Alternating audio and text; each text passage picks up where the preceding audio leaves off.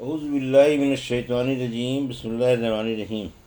الحمد للہ رب العالمین والصلاۃ والسلام علی سید المرسلین وخاتم النبیین، اما بعد۔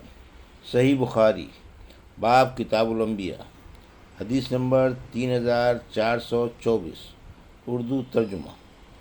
ہم سے خالد بن مخلد نے بیان کیا، کہا ہم سے مغیرہ بن عبد الرحمن نے بیان کیا، ان سے ابو زناد نے، ان سے اعرج نے، ان سے ابو ہریرہ رضی اللہ عنہ نے بیان کیا کہ نبی کریم صلی اللہ علیہ وسلم نے فرمایا، سلیمان بن داؤد علیہ السلام نے کہا کہ آج رات میں اپنی 70 بیویوں کے پاس جاؤں گا، اور ہر بیوی ایک شہسوار جنے گی جو اللہ کے راستے میں جہاد کرے گا۔ ان کے ساتھی نے کہا انشاءاللہ، لیکن انہوں نے نہیں کہا۔ چنانچہ کسی بیوی کے یہاں بھی بچہ پیدا نہیں ہوا، صرف ایک کے یہاں ہوا، اور اس کی بھی ایک جانب بیکار تھی۔ نبی کریم صلی اللہ علیہ وسلم نے فرمایا کہ اگر حضرت سلیمان علیہ السلام انشاءاللہ کہہ لیتے تو سب کے یہاں بچے پیدا ہوتے اور اللہ کے راستے میں جہاد کرتے۔ شعیب اور ابن ابی زناد نے بجائے 70 کے 90 کہا ہے، اور یہی بیان زیادہ صحیح ہے۔ حدیث نمبر 3425، اردو ترجمہ۔ مجھ سے عمر بن حفص نے بیان کیا، کہا ہم سے میرے والد نے بیان کیا، کہا ہم سے اعمش نے بیان کیا، کہا ہم سے ابراہیم تیمیمی نے بیان کیا، ان سے ان کے والد نے، اور ان سے حضرت ابو ذر رضی اللہ عنہ نے بیان کیا کہ میں نے نبی کریم صلی اللہ علیہ وسلم سے پوچھا، یا رسول اللہ، سب سے پہلے کون سی مسجد بنائی گئی تھی؟ فرمایا کہ مسجد حرام۔ میں نے سوال کیا اس کے بعد کون سی؟ فرمایا کہ مسجد اقصیٰ۔ میں نے سوال کیا اور ان دونوں کی تعمیر کا درمیانی فاصلہ کتنا تھا؟ فرمایا کہ 40 سال۔ پھر آن صلی اللہ علیہ وسلم نے فرمایا کہ جس جگہ بھی نماز کا وقت ہو جائے فوراً نماز پڑھ لو، تمہارے لیے تمام روئے زمین مسجد ہے۔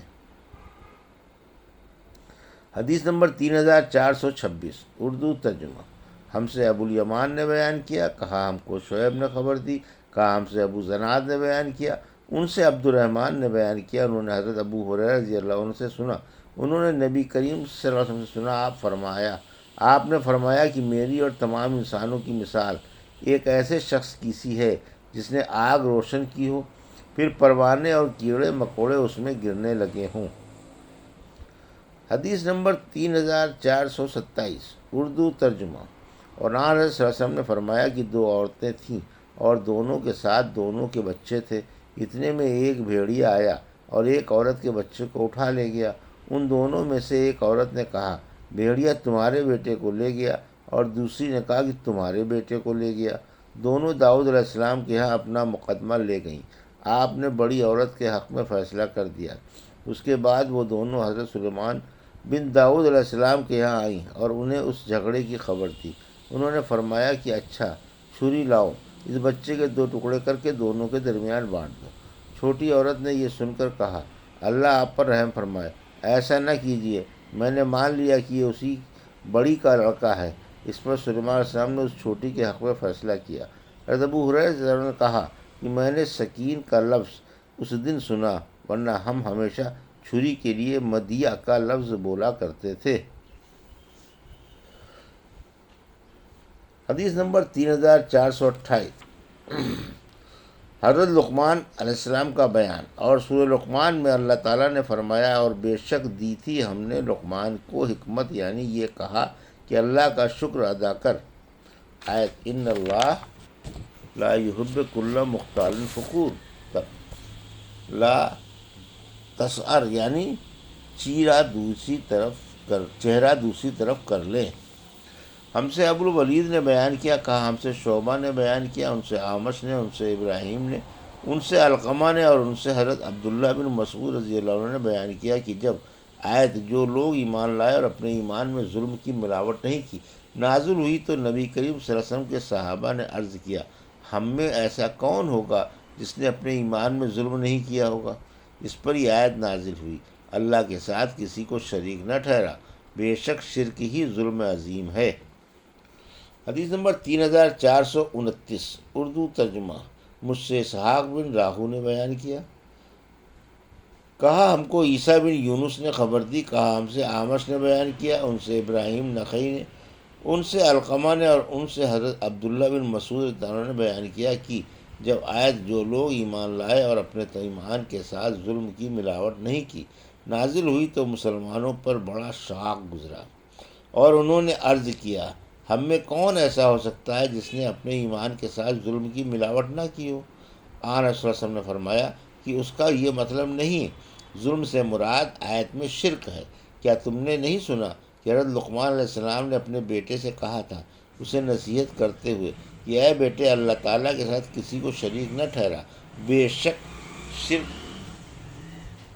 بڑا ہی ظلم ہے۔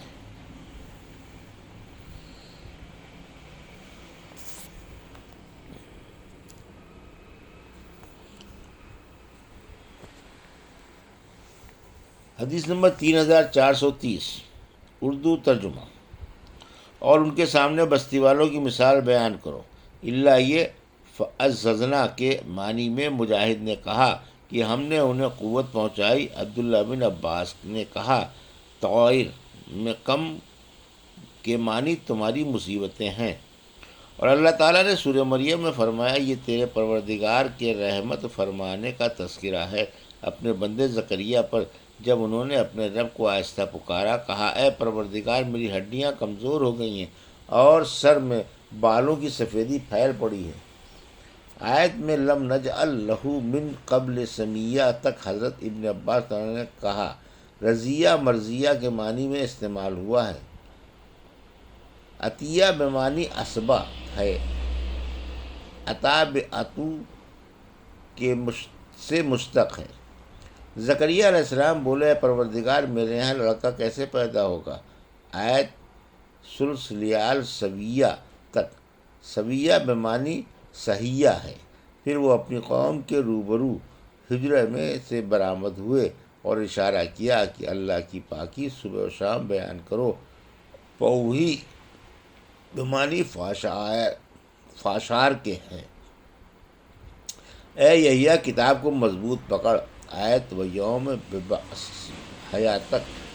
حفیہ بمعنی نطیفہ، کافر عاقر، مؤنث اور مذکر دونوں کے لیے آتا ہے۔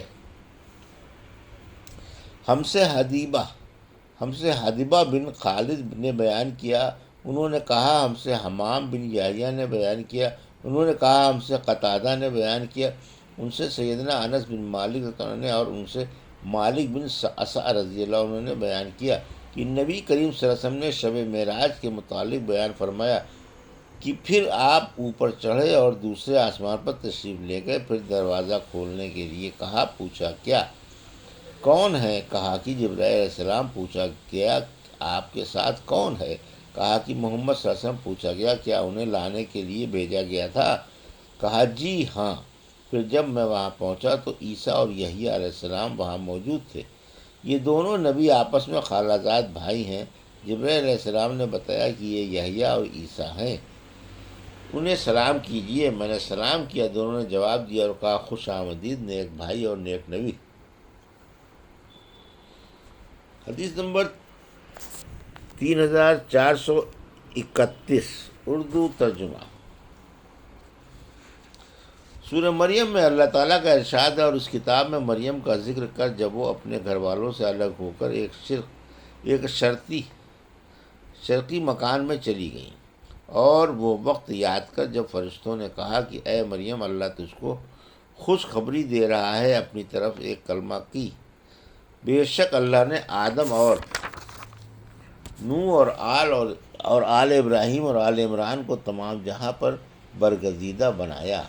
آیت یرزق من یشاء بغیر حساب تک۔ عبداللہ بن عباس نے کہا کہ آل عمران سے مراد ایماندار لوگ ہیں جو عمران کی اولاد میں ہوں گے، جیسے آل ابراہیم اور آل یاسین اور آل محمد صلی اللہ علیہ وسلم سے بھی وہی لوگ مراد ہیں جو مومن ہوں۔ ابن عباس کہتے ہیں کہ اللہ نے فرمایا حضرت ابراہیم علیہ السلام کے نزدیک والے وہی لوگ ہیں جو ان کی راہ پر چلتے ہیں، یعنی جو مومن موحد ہیں۔ آل کا لفظ اصل میں اہل تھا، آل یعقوب یعنی اہل یعقوب کو حمزہ سے بدل دیا گیا۔ تصغیر میں پھر اصل کی طرف لے جاتے ہیں تب اہیل کہتے ہیں۔ ہم سے ابو الیمان نے بیان کیا، کہا ہم کو شعیب نے خبر دی، ان سے زہری نے بیان کیا، انہوں نے کہا کہ مجھ سے سعید بن مسیب نے بیان کیا، کہا کہ ابو ہریرہ نے بیان کیا، میں نے رسول اللہ صلی اللہ علیہ وسلم سنا، آپ نے فرمایا کہ ہر ایک بنی آدم جب پیدا ہوتا ہے تو پیدائش کے وقت شیطان اسے چھوتا ہے، اور بچہ شیطان کے چھونے سے زور سے چیختا ہے، سوائے مریم اور ان کے بیٹے عیسیٰ علیہ السلام کے۔ پھر ابو ہریرہ نے بیان کیا کہ اس کی وجہ مریم علیہ السلام کی والدہ کی یہ دعا ہے کہ اے اللہ، میں اسے مریم کو اور اس کی اولاد کو شیطان الرجیم سے تیری پناہ میں دیتی ہوں۔ یہ تھی صحیح بخاری باب کتاب الانبیاء کی حدیث نمبر 3424 سے 3431 کا اردو ترجمہ جو ابھی آپ نے سماعت فرمایا۔ اللہ سے دعا ہے کہ اللہ میری حدیثوں کی صحیح سمجھ عطا فرما اور ان پر عمل کرنے کی توفیق عطا فرما، آمین یا رب العالمین۔